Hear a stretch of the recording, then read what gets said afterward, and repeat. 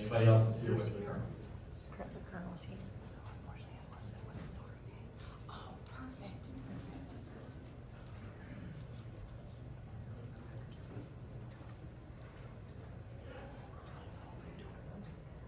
Bounce it out here. Just on your side. Colonel, you sit.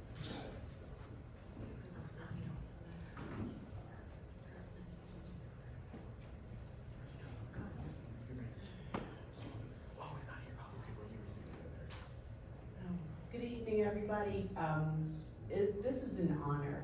I'm going to try not to cry because I'm so excited to know that I have a Tuskegee Airman that lives in Broad Run. I was so excited when I found out that information. And here we have a resolution, recognition of Colonel Carl C. Johnson. Whereas Colonel Johnson was drafted during World War II and became part of the Tuskegee experience by attending the Tuskegee Institute in Alabama. Notably though, he was the last Tuskegee Airman to graduate. He became part of the legendary squadron of highly skilled and disciplined fighter pilots. And whereas Colonel Johnson flew with the 617th Bombardment Squadron of Lockburn Army Air Force Base, he flew combat missions in the Korea War as an Army aviator. He also commanded the 210th Combat Aviation Battalion during the Vietnam War. And whereas risking his life in Vietnam, Colonel Johnson was awarded the Distinguished Flying Cross for heroism by providing artillery fire as ground units were being attacked. Through his military service, Colonel Johnson earned 10 air medals. And whereas in 2007, Colonel Johnson and other Tuskegee Airmen were collectively awarded the U.S. Congressional Gold Medal, which they received recognition for their service. United States President Bush and General Colin Powell acknowledged the terrible racism that all the Tuskegee Airmen had endured, which President Bush stated, for all the unreturned salutes and unforgivable indignities. I salute you for your service to the United States of America.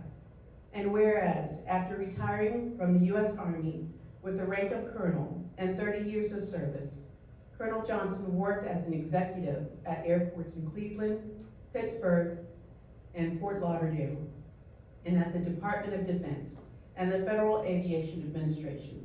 Now therefore be it resolved that the Loudoun County Board of Supervisors does hereby recognize Colonel Carl C. Johnson for his steadfast bravery, duty, honor, and service to country, and for inspiring future generations.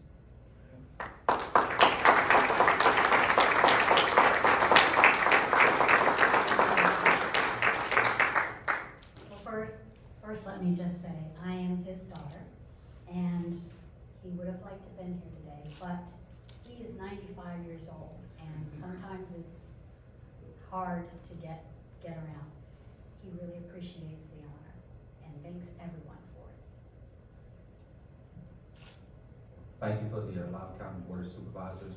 On behalf of Karen, myself, and Mr. Valley, we really want to thank you for this. Thank you for this moment. And our goal is to ensure that veterans in our county, veterans in our state, they actually receive recognition for the things that they've accomplished. And I think it's very important that we honor them, but more important in that honoring them, that we create a repository of their things that they speak to us about. Because this is the greatest generation, and the greatest generation of men and women that serve our country.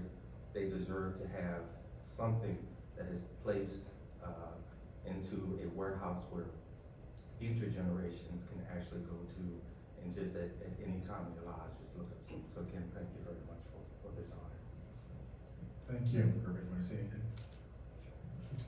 Thank you. I had this idea that you were going to give it to me too, so I didn't prepare the speech here, but I think Karen and everybody else, Eric and board supervisors, have actually inspired me to want to do more. I think this is one of the things that you keyed in on, Eric, is that inspiring the future generation.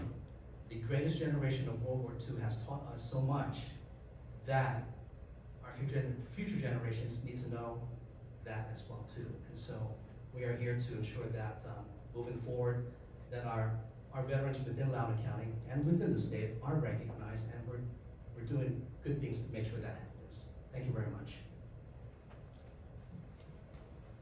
Yes, thank you. Make sure you tell your father we're appreciative of his service. Wish he would be with us here today, but thank you so much again. All right, let's take a picture.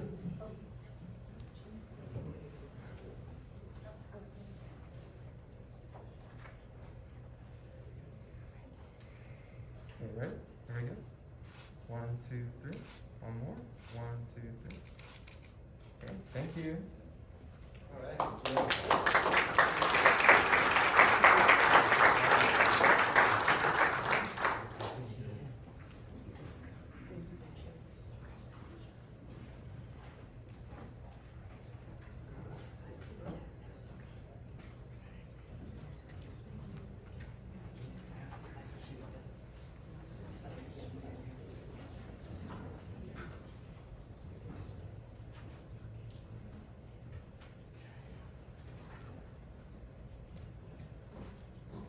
Okay, since we are not at the public speaking hour just yet,